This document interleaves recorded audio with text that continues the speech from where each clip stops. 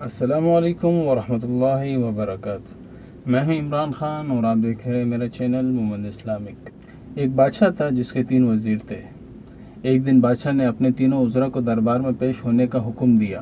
تینوں وزراء جب دربار میں حاضر ہوئے تو بادشاہ نے اپنے تینوں وزراء کو حکم دیا کہ ایک ایک تھیلا لے کر باغ میں داخل ہوں اور وہاں سے میرے لیے تازے اور اچھے پھل جمع کرو۔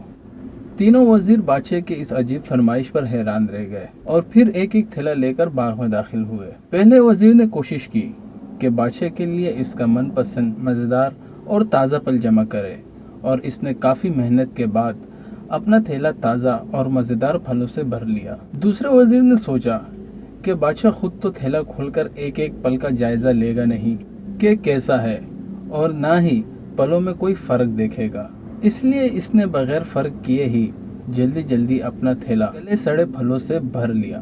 اور تیسرے وزیر نے سوچا کہ بادشاہ تو صرف تھیلا ہی دیکھے گا، اس کے اندر کیا ہے، بادشاہ کو اس سے کوئی غرض نہیں۔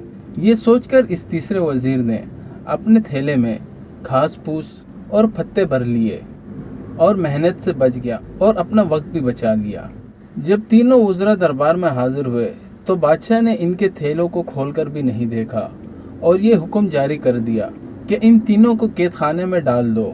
اب پہلا وزیر جس نے اپنی محنت سے چن کر تازے پھل جمع کیے ہوئے تھے، وہ مزے سے اپنے انہی پھلوں میں گزارا کرتا رہا، یہاں تک کہ 1 ماہ بآسانی گزر گیا۔ دوسرے وزیر نے جس نے بغیر دیکھے خراب اور گلے سڑے پھل جمع کیے ہوئے تھے، اس کے لیے بڑی مشکل پیش آئی۔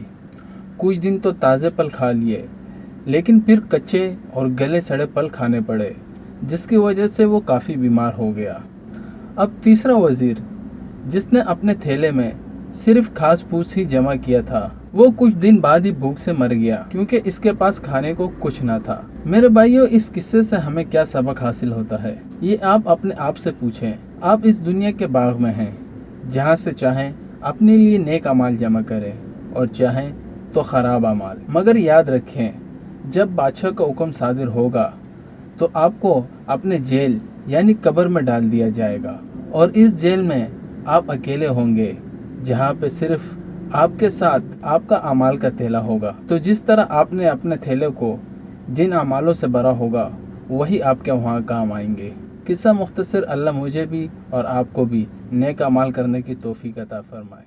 وما علینا